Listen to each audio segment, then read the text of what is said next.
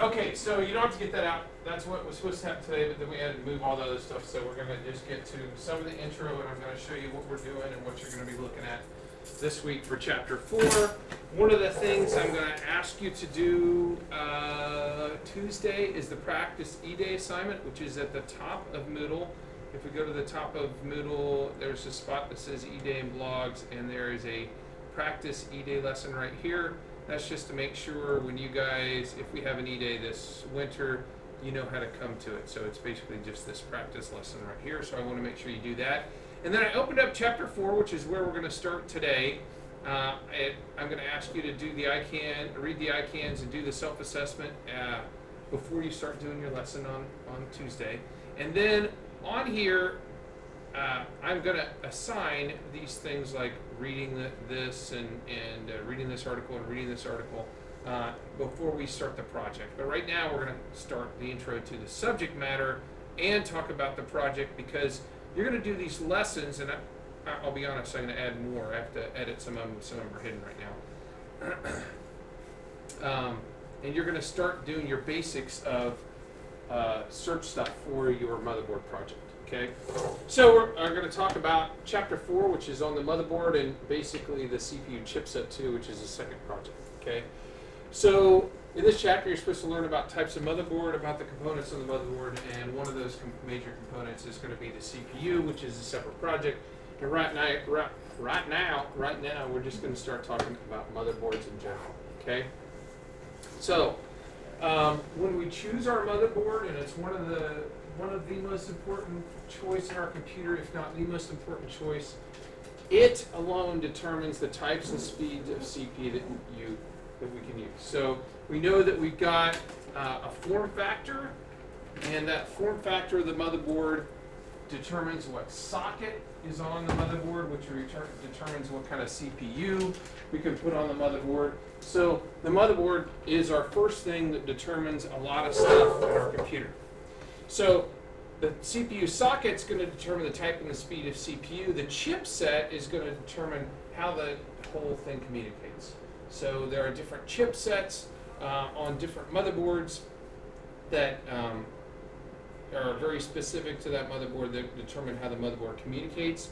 Then a motherboard also determines the kind of expansion slots that are on there. What can we add to the computer after the basic things that come on the motherboard, how many things we can add, and what kind of things we can add. So if we're a gamer, can we add a good gamer video card? Can we add 2? Could we add 4 video cards? That's all determined by the motherboard and what kind of expansion slots it has.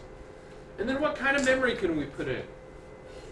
The PCs that we just took out, that they're going to take away, have low-level DDR2 memory, which is at this point almost completely gone. It's more expensive to buy because newer computers all have DDR3 and now DDR4 memory.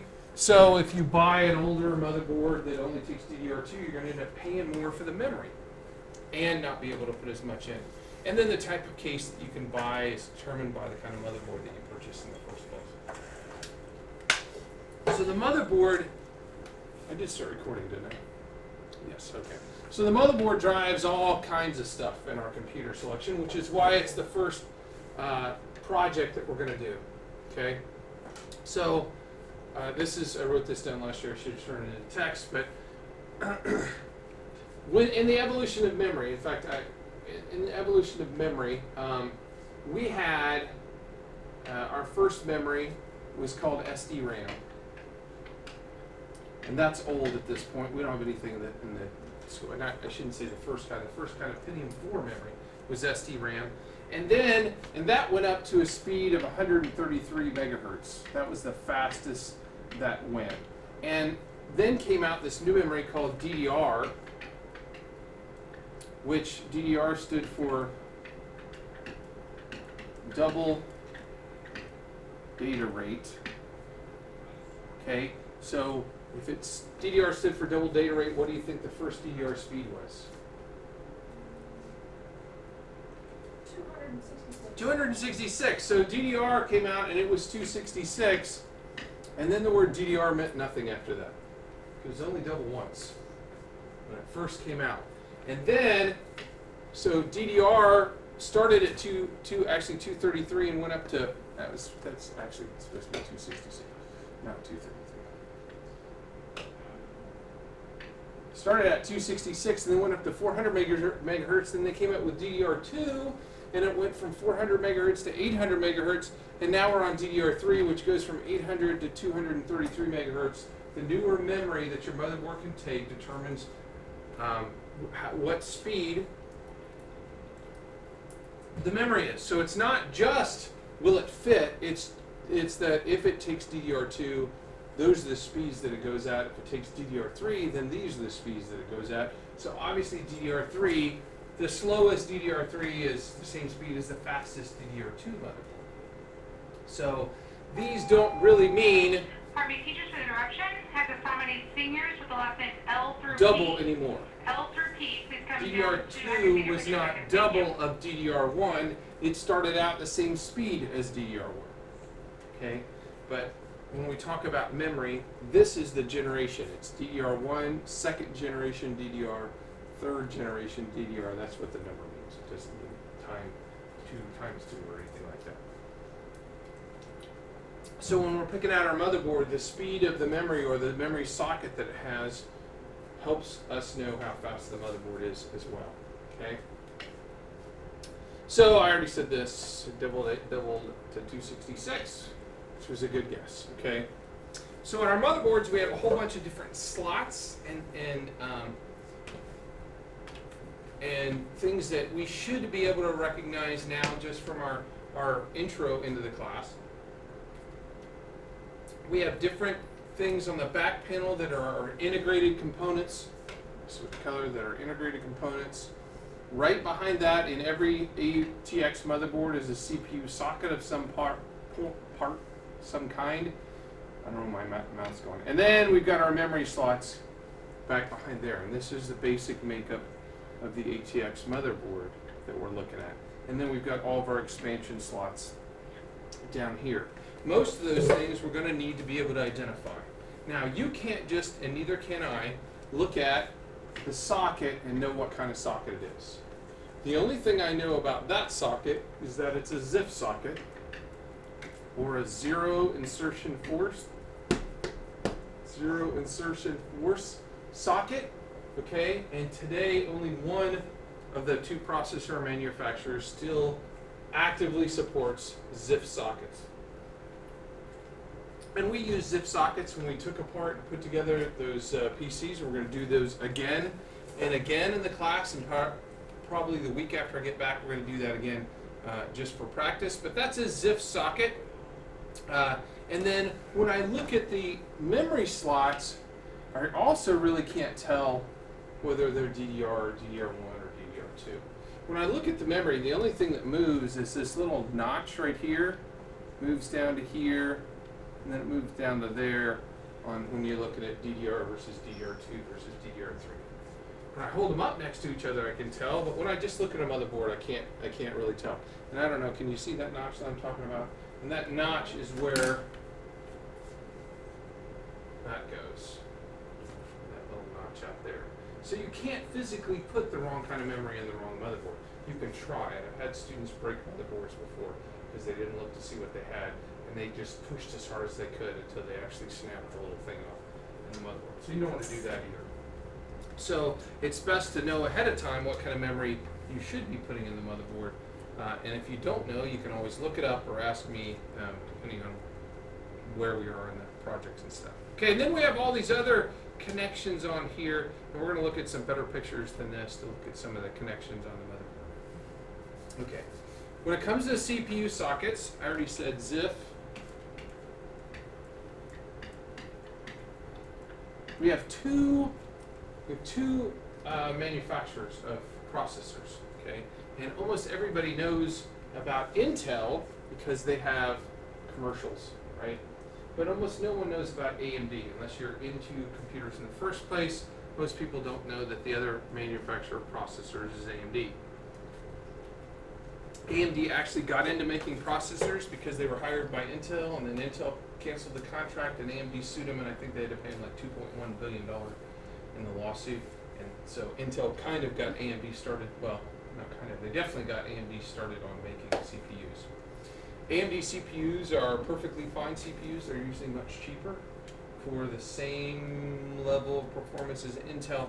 And I say that with a little bit of a caveat, that because Intel prices have come down, so they're actually pretty competitive anymore. Okay.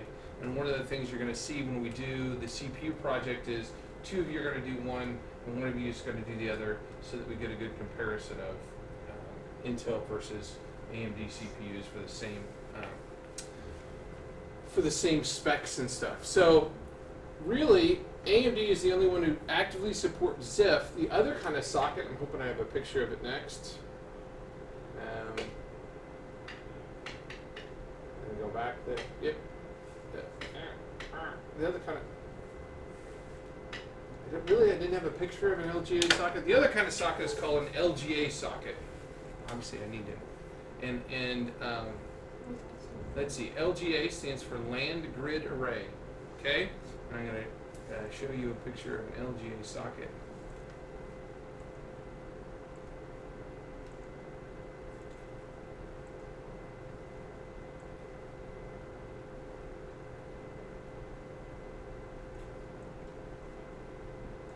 Okay, this is an LGA socket right there. And the LGA, let me see if I get even a better picture of the LGA, so you can kind of see the.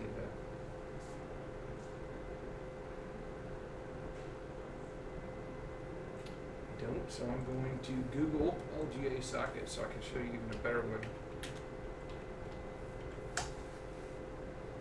Oh, I didn't even spell. Oh, I did spell right there. Okay, so this is an LGA socket. An a ZIF socket, which is called a PGA socket for pin grid array, okay, because it has a bunch of holes on it. A PGA socket has tons of holes, whereas an LGA socket has basically just electrical connections just sticking up. And the reason a PGA socket is different, if I have a PGA one right here, I did at one point, there we go. There's not one. There's not one.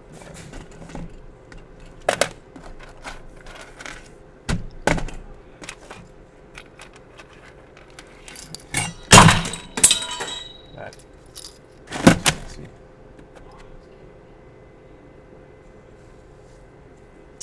I had 3 or 4 of them sitting up here at one point. I don't know where they've gone to. That is a socket that goes in a PGA, or it's got the pin sticking out the bottom. There we go. And I'm going to wipe this off so you guys don't get this all in here.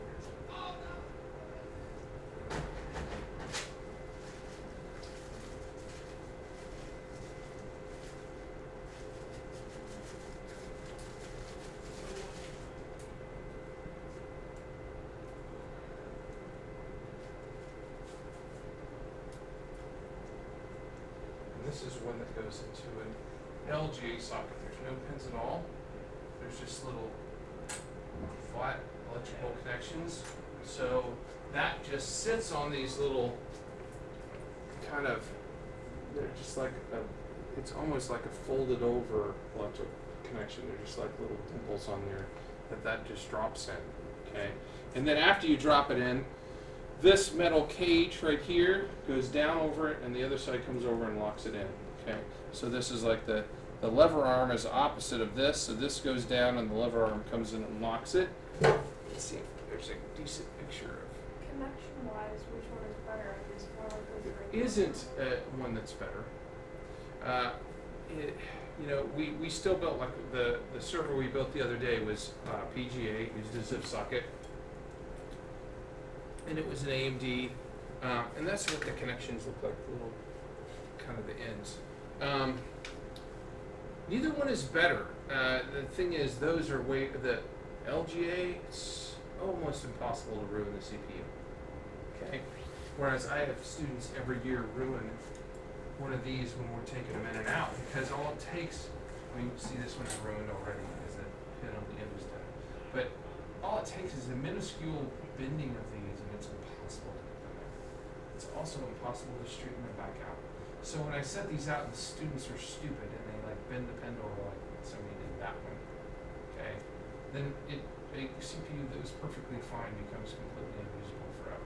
Okay, so it's really, I'm not that this was a penny before. This was was it 3 years before? Oh well. But it's not that, and this isn't Intel. This isn't even an AMD. So Intel used to make all theirs PGA as well, and then they developed the LGA socket. Since then, I don't know that they've made any that are PGA because they're just, I mean, it's almost impossible to get it wrong. It has those double notches on the side, so you can't put it in the motherboard any way but the right way. You know, you can't. There's only one way to get those notches to line up.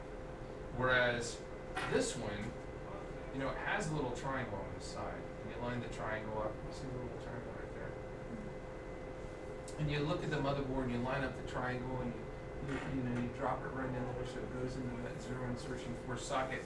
But routinely, people are idiots. And so all it takes, you can see one side doesn't have pins on it, right? It would almost have been better if they would have built this so that it was an equal amount of pins. So when the idiot tried to put it in like that, he didn't bend the pins. Now the downside is you might fry the processor. I guess that's why they do it, so that you can't put it in the wrong way.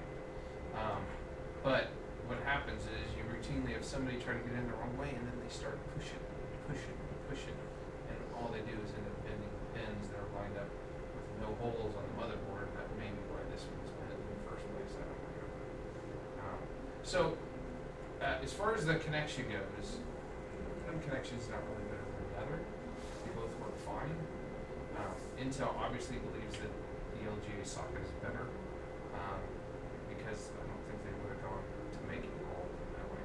Is one more expensive than the other? I don't know that either. Maybe this is a more expensive socket to make, and that's why AMD keeps using that as if socket. I don't know. Okay, so that's the difference, though. You can look at a socket, and if it's got that metal bracket around it, it's going to be an Intel motherboard because only Intel uses, I'm saying that 95% of the time. AMD has one, I think, of this kind of socket. But mainly that kind of socket, the LGA socket, is an Intel socket. So if I was to give you that top right one, and that's the only thing you could identify in the whole motherboard, and I ask you to just go for an Intel or an AMD CPU, the answer is Intel, because that's what the LGA is for. On the other side, if I showed you a ZIF socket or a PGA socket, really it's for an AMD. Okay, so that's the difference. You can see this one actually goes up. Where was I just? This one, you can't see the picture. There's the clip is on that side, and the lever arm is on this side. See how the lever arm comes off this arm? So you just drop the CPU in, throw this down, and clip it on. It's really, really easy. It's almost completely impossible to be an idiot with that one. Almost. I'm sure someone can if they try hard enough. This is the only one I've ever seen that the lever arm is on the same side. It's almost always opposites, where the lever arm here that locks is opposite of that, so that they go like this, because that locks it down way better than having both things on one side. I didn't even know they made, until I saw this picture right here, I didn't even know they made ones that went that way. And you can see this one, there's the hinge for this comes down, and the lever arm goes the other way. So that's it. That is an LGA socket. So the opposite of an LGA socket is a PGA, or pin grid array, and that is a test question, just so you know. So pin grid array and LAN grid array are the two kinds of sockets, and an LGA or a PGA socket is also a ZIF socket. Okay. And I've got on the website a list of, right here, CPU socket list. And if I look down here at the bottom for all the current ones, the green ones are AMDs, and you can see they're all PGAs here. And the blue ones are Intels, and other than this one right here, which is a notebook, and by the way, most notebooks are still PGA. I don't know why they're still PGA. Maybe because they take less space. Maybe it's more compact because it doesn't have that metal bracket. And that's why it says this notebook is still a PGA. But if you look other than that, and this notebook one here, this is notebook series ones too, we see that Intel, all these are LGA, and those are the LGA socket types. And generally, if it's LGA 2011, it means that it has 2011 pins. And LGA 1155 probably has 1,155 pins on it. But you can see this is the last one in 2010 that was LGA for AMD, and then they went back to and stuck with PGA after that. Okay, which is why I said in general, if I show you a picture, if it's a PGA, it's AMD, and if it's an LGA, it's Intel. But that isn't to say they never made an LGA, they did.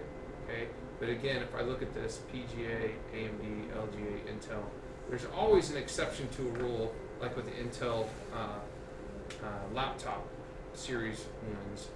But in general, most of them are LGA. Okay, so Intel, LGA, and AMD is PGA. Okay.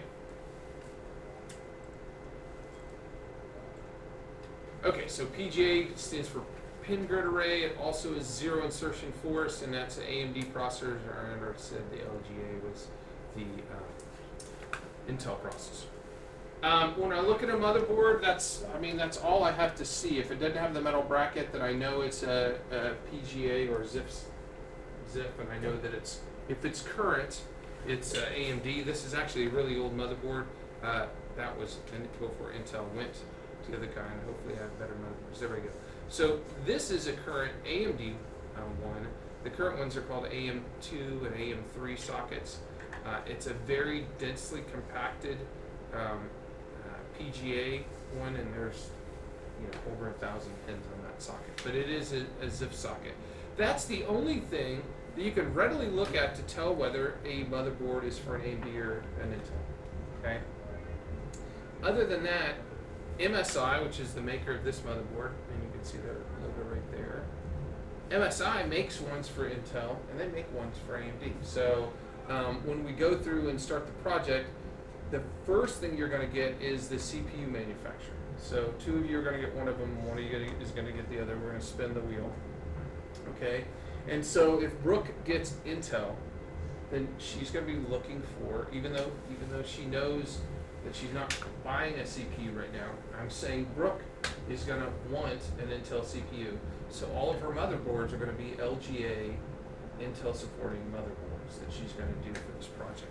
Likewise, if Lane gets AMD, they're all going to be AMD motherboards. And I say that because we have to know what we're kind of going forward with. So you're going to know that it's either going to be an AM socket or an LGA socket. And even though we usually do it the other way around, the whole point is to make sure you can continue on this process. And if you do two of one kind and one of another kind, that ruins the next project, which is on the CPUs that you would buy for that particular socket. Other than that, other than the CPU socket, MSI can have the almost exact same motherboard that's made for both kinds of sockets. Okay, so just because the manufacturer of this motherboard is MSI doesn't mean they only make AMD, they make both. There are also on our motherboard different kinds of hard drive connectors. I almost wish I had erased that stuff. And on there is right here. They're called serial ATA headers. There's two kinds of ATA. The kind that you're going to see most of the time anymore are SATA or serial ATA, and that's the kind of hard drive right here. The other one, which says IDE header, is called PATA or parallel ATA. This is serial ATA. This is parallel ATA. Parallel is old, and if you have one of those on your motherboard, it's probably an older motherboard. You don't have many at all left in the school to support that. And when we talk about hard drive connectors, because each of these connectors supports only a single thing, when you purchase your motherboard, you have to know how many things you might want to connect to. This one holds 6, okay? So I see 1, 2, 3, 4, 5, 6 serial ATA headers. And header means plug, okay?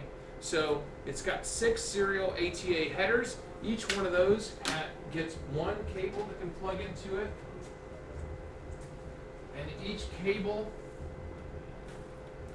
has only one end on it. So take this SATA cable, and you plug one side into a hard drive and the other side into your motherboard, or one side into your CD-ROM or your Blu-ray player or At whatever. this time, any senior with last name Q through S needs to go down to the elementary cafeteria to get your picture taken. Thank you. So serial ATA, just like memory, went through a lot of iterations. We had SATA, then we had SATA 2, then now we have SATA 3. Okay? So when we're looking at our motherboard, that's another thing we say about the form factor. SATA transferred data 150 meg per second.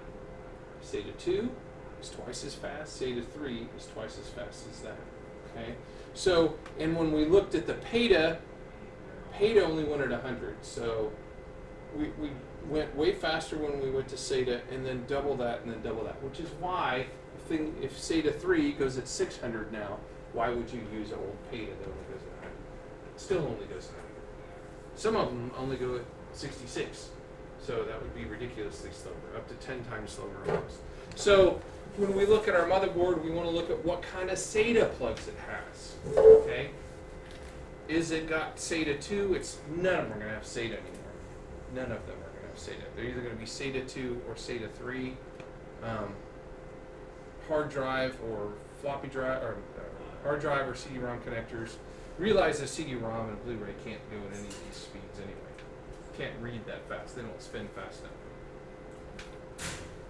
Our hard drives are spinning at 7,200 revolutions per minute. That CD-ROM does not spin that fast. It's almost like a record player in comparison to a hard drive. But when we talk about our hard drives, if we don't have SATA 2 or really any more SATA 3, we're going to notice a lag in how fast we get our data, how fast the operating system loads, how fast Office starts.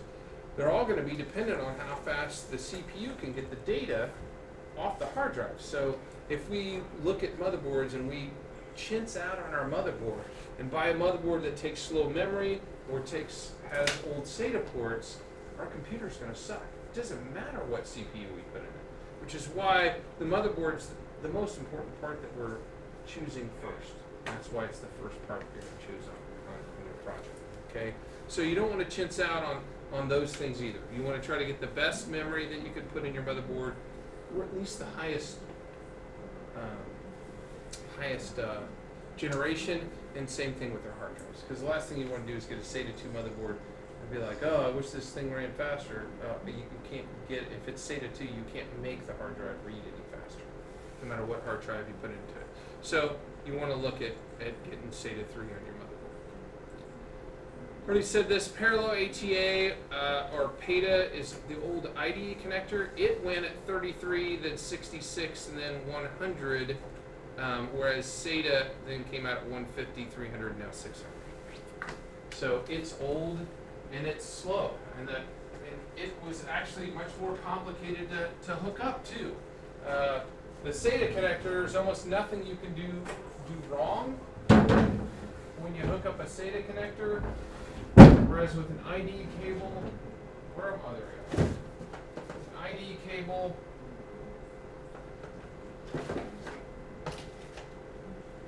it had, on the positive side, if you had an ID connector, you could put two things on it. One plug goes to the motherboard, and you could plug two things on it. You put a hard drive, two hard drives, hard drive and a CD-ROM, two CD-ROMs. That was the positive part of the older PATA. But you had to make sure you set it up right because they're on the same cable. There had to be a master for the data and a slave for the data. And you had to set those up right. We'll talk about that in the hard drive chapter, because I'm still going to teach you how to do the IDE cable. But it's so much slower and it's so rare anymore. I'm almost at the point where I'm not going to even teach about PATA anymore at all. But that's why we moved to SATA, because it's so much faster for our motherboard. Okay, so when we look at this, when they're not there, and they can be put in all kinds of different configurations when you look at a motherboard. Okay, so this is what the SATA connector looks like right here. It's got a little L shape to it. You can see it can go either way. The other one goes like this. There. So on this motherboard, I've got 1, 2, 3, 4, 5, 6, and these are different colors. So sometimes you get, might say you have 4 SATA 2s and 2 SATA 3s or something like that, okay? Or these can be configured one way and these can be configured another way. But I've got 6 SATA ports on this motherboard. The hard thing about this motherboard is this is a PATA port right here. Not that you can read that, but it's turned sideways, so you actually plug it in like this, so you can't see the pins that are on that motherboard. I know that's what it is, but it's harder to read that one, okay? This is what kind of socket? LGA, okay. So this is an LGA socket, because it's got the metal bracket and the little hooky thing there, and so what kind of processor goes in that one? Intel, okay? In general. 95% of the time. Not that there's none other ones, but okay, what is this right here? It is a cooling heat sink. What is it? What do you think it's over?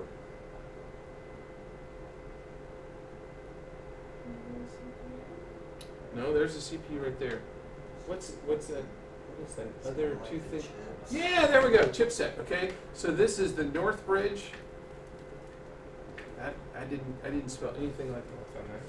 I don't even know what that was. Oh, we're gonna have to stop there. Okay. So some of the reading is gonna go over this stuff next week, and I've got some recordings and blended lessons that's gonna go over it as well. Okay, and then also in the blended lesson, it's gonna talk about the project. You are just going to start the project on Thursday. You won't be starting the project on Tuesday. Okay? And I will see you virtually next week then. Have a nice day.